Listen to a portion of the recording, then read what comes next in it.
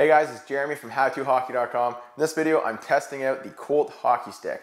Very popular online lately, so I want to get my hands on it and test it out for you guys and tell you what I think. I've actually done another video just giving you information about the stick. So if you're curious about how it's made, I also clear up a few rumors and a few myths that I've heard online. I've actually gone to the factory and talked to the guys who created the stick. So I'm giving you some real information about the stick. So if you want to see that video, I'll put a link right here in the video.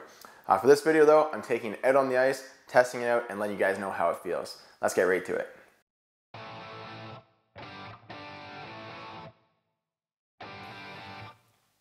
Alright, overall impressions of the Colt stick. So I'm going to start with my very first impression when I first touched a puck, stick handling, shooting, passing.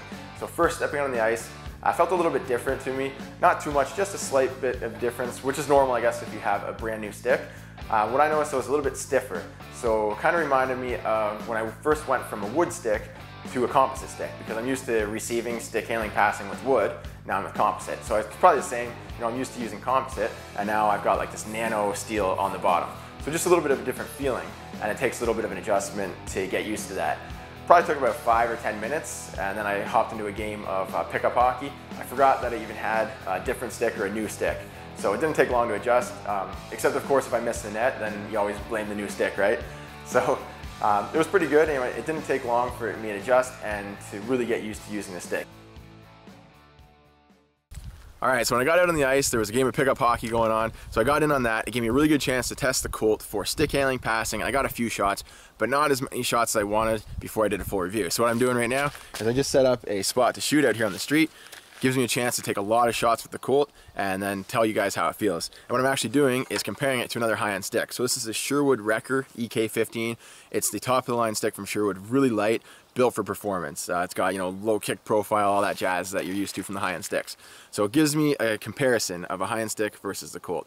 So what I'm gonna do now is just take a whole bunch of shots with the Colt and kind of compare. To give you guys an idea of the difference, this is an 85 flex and this one is a 75 flex. So I'll be judging that in my feel for this stick as well. Let's get a bunch of shots going. The first stick I'm using is the other guy's stick, and I just wanted to use this one first because it's a top of the line stick, and I just wanted to get a feel for how this one felt and then switch to the Colt to do a good comparison from, one high level stick to the other.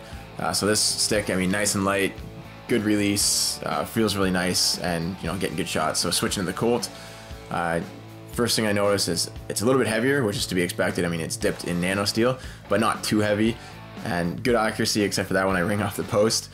I could still pick the corners though. The curve felt nice on it. Shooting overall felt nice. The balance was there. Good pop, good release. So overall I like the shots with it. I'm gonna do a few just like quick snipes here. Do a few bar downs, then go into the slow-mo shots. So this is the other guy's stick. This is an 85 flex, and I'm just showing the flex in the snapshot, and then I'll do same technique with the Colt. So you can see the flex right there, and I'll do a side-by-side. So the Colt is on the right, that's a 75 flex. The other stick is on the left, and you can see it's about the same flex. And I did notice that with the 75 flex, the Colt, it felt more like an 85. It didn't feel really whippy. So here's the slap shot with the Colt, and then the slap shot with the other stick.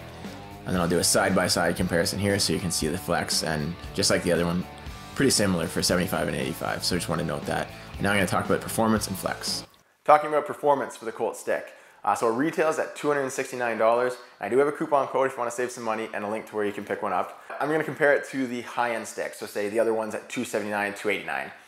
I just want to be honest here. I think that the high-end sticks from say Bauer, Easton, Reebok, they will feel a little nicer than the Colt stick, but that's because they are designed for maximum performance. They sacrifice durability. So you might spend $300, but the stick might only last you 5 to 10 games. Whereas this stick, it'll cost you $269, but it should last you 1, 2, 3 seasons. So it should save you money. You get performance. I would compare it to maybe the $150, $175 price point sticks in performance, but the durability should actually last you a whole season or 2 or 3. It's yet to be seen. The sticks are new, so we'll see if it actually does. I'll get back to you whenever I break this stick. And I did hack at it a whole bunch of times at the nano-steel with some broken composites I have, and there's no marks on the shaft or anything like that. So performance-wise, it felt nice. Durability, it should last a long time if the nano-steel does what it's supposed to, but we'll see. Then I want to talk about the actual flex of the stick. So I just want to mention the flex of the stick because this one is a 75 flex and to me it felt more like an 85 flex. And I tested on the ice against my Whippy 75, and this one definitely felt a lot more like the 85. So I just wanted to mention that to you guys because I actually got to test it before I bought it. It's only available online. So if you usually use an 85, I would get the 75. If you usually use like 100, get the 85. And if you want a really stiff one, get the 100 flex. Just a recommendation to you guys. I actually emailed the company. They said that they get the flex ratings from the factory. So that's before they dip it. So this is a 75 flex, then they dip it, and that probably adds a little bit of flex to the stick. That could just be for the Gen 1, maybe they're changing that, but that's just what I heard back from the guys at Colt. So I just figured I'd point that out to you guys.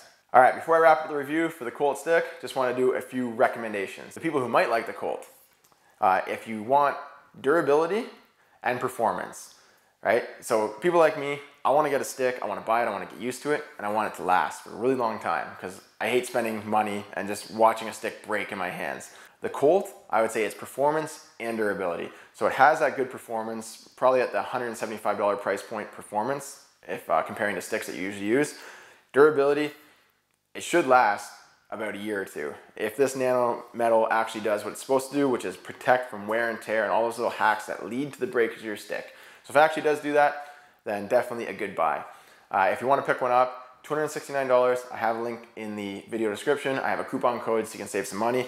Before you buy though, I'd recommend, remember, get 10 flex lower than you normally do, and also wait until the beginning of your hockey season. That way you can get it and start using it right away. If there's any problems, there's a 60-day return policy, so you have enough time to actually return it. Whereas if you buy it now, wait all summer before you actually use it, then you can't actually return it. So those are just my recommendations to you guys. Hopefully this video has helped and hopefully you like the review. If you want more videos, check out my YouTube channel. Don't forget to subscribe. Thanks a lot for watching the video. I'll see you guys in the next one.